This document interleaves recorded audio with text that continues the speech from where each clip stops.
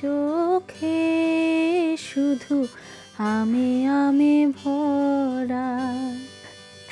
সত্যি বন্ধুরা, কিছুদিন ধরে আমি আম ছাড়া কিছুই যেন চোখে দেখছি না। তাই চলে এলাম আমের আরেকটি ডেজার্ট নিয়ে। ডেজার্টটি বানাতে লাগবে রুম টেম্পারেচারে 2টি ডিম, 1 চিমটি বেকিং পাউডার, লাগবে 2 টেবিল স্পুন কর্নফ্লাওয়ার এবং 1/4 কাপ চিনি। নিয়ে নিচ্ছি 1/3 কাপ ফ্লাওয়ার।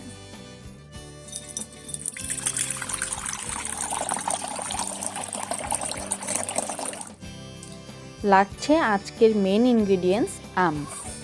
আমগুলো অবশ্যই যেন পাকা হয়। মিষ্টি আম না নিলে কিন্তু কখনোই ডেজার্টটি ভালো লাগবে না খেতে। আমি কিন্তু আপনাদের জন্য আম নিয়ে প্রস্তুত।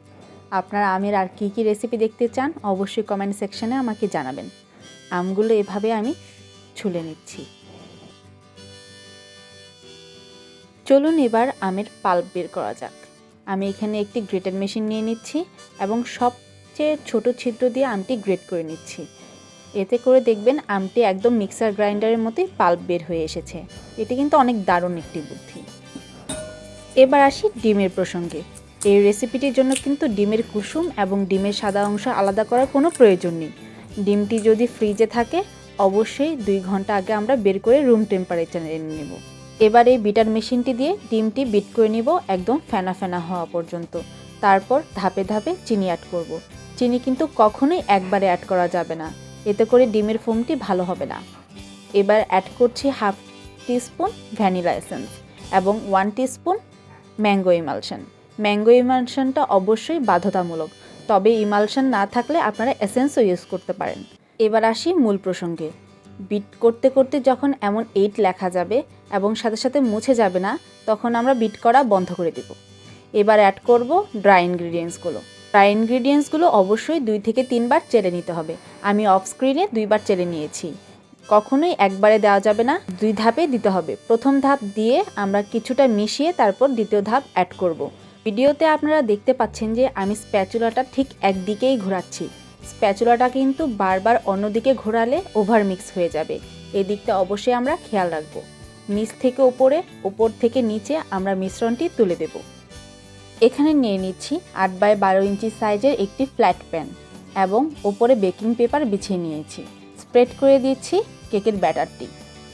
কেকের ব্যাটারটি অবশ্যই সুন্দরভাবে সমানভাবে সব জায়গায় স্প্রেড করে দিতে হবে, নতুবা এক জায়গায় হবে আরেক জায়গায় হবে না। এবার ট্যাপ করে আমরা ওভেনে দিয়ে দিচ্ছি। বেক করব 160 ডিগ্রিতে ঠিক 10 মিনিটের জন্য। ফ্রস্টিংয়ের জন্য নিয়ে নিচ্ছি 1/2 কাপ পরিমাণ হুইপ ক্রিম। হুইপ ক্রিমটি অবশ্যই বরফ ঠান্ডা হতে হবে, নতুবা কিন্তু গলে যাবে এবং খেতে মজা লাগবে না। এখানে আমি হুইক্স দিয়ে ক্রিম করে নিচ্ছি। আপনারা চাইলে হ্যান্ড বিটার দিয়েও বিট করতে পারেন। বিট করতে করতে যখন ফোম হয়ে আসবে তখন আমরা বিট করা বন্ধ করে দেব।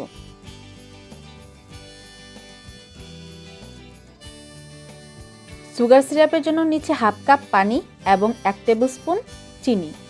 চিনিটি দিয়ে অবশ্যই খুব সুন্দর মতো মিশিয়ে নিতে হবে। খেয়াল রাখতে হবে যেন চিনির দানা না থাকে। এই হচ্ছে কেকটি বেক করার পরের আউটকাম। কখনই আশা করবেন না যে কেকটি অনেক মোটা হবে। যেহেতু আমি বড় প্যান নিয়েছি তাই কেকটি একদম চিকন লেয়ার হবে। তবে আপনারা যদি মোটা লেয়ার খেতে চান অবশ্যই 8x12 ইঞ্চির চেয়ে ছোট প্যান নেবেন। আপনারা চাইলে কেকের গোল ছোট মোল্ড বা 4 কোণাচা ছোট মোল্ডও ইউজ করতে পারেন। এবার পাইপিং ব্যাগে ভরে নিচ্ছি আমের পাল্প।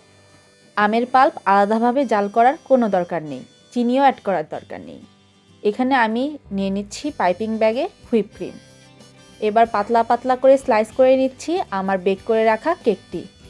আপনারা চাইলে কুকি কাটার দিয়ে বা কোনো কৌটার খাপ দিয়েও গোল গোল করে কাটতে পারেন, তবে আমি এখানে 4 কোণাচা করে ছোট ছোট করে কিউব করে নিচ্ছি। আমি জাস্ট রেসিপিটি আপনাদের শিখিয়ে দিচ্ছি, ডেকোরেশনের ব্যাপারটা কিন্তু সম্পূর্ণই আপনাদের উপর থাকবে।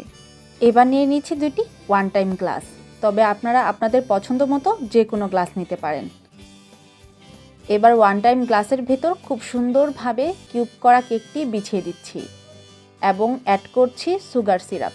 সুগার সিরাপ কিন্তু প্রত্যেকটি ধাপেই অ্যাড করা বাধ্যতামূলক, নয়তো কেকটি ড্রাই হয়ে যাবে। তবে খুব বেশি সুগার সিরাপ অ্যাড করতে যাবেন না, এতে করে কেকটি খুব বেশি ভেজা ভেজা মনে হবে। অ্যাড করছি আমের পাল্প এবং ট্যাপ করে নিচ্ছি। ঠিক আগের প্রসেসেই আবার খুব সুন্দর করে কেকগুলো বিছিয়ে দিচ্ছি এবং অ্যাড করে নিচ্ছি বানিয়ে রাখা হুইপ ক্রিম। হুইপ ক্রিমটি আপনাদের জন্য অপশনাল, আপনারা চাইলে শুধু আমের পাল্প দিয়েও করতে পারেন।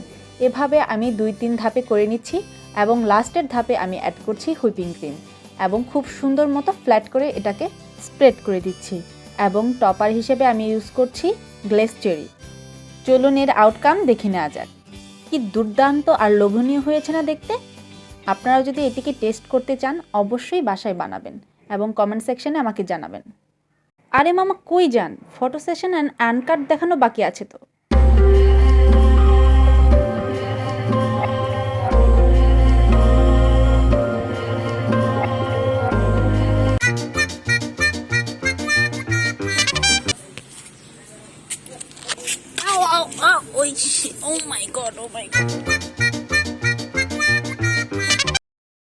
একদিকে সমানভাবে বিট করব, কখনোই উল্টাপুল্টা